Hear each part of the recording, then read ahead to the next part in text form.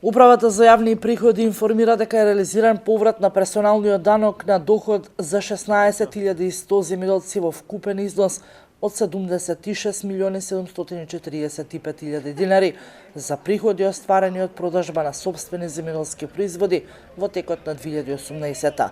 Воедно информираат од управата дека исплатата е реализирана кај земјоделците кои пријавиле валидни трансакциски сметки.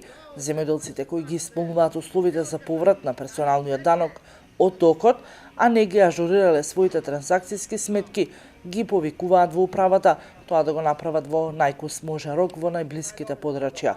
Со измените во Законот за персонален данок на доход, право на поврат на персонален данок на доход остваруваат земјоделците на кои земјоделството им е основна дејност. Немаат остварено приходи по друг основ, односно кои оствариле приходи единствено од продажба на земјоделски производи до 1 милион денари.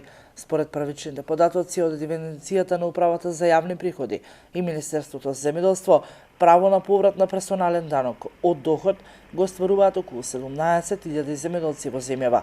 На почетокот на 2018 владата го измени Законот за персонален данок на доход, со што се зголеми прагот за остварени приходи од продажба на земјоделски производи од претходните 300.000 денари на 1 милион денари.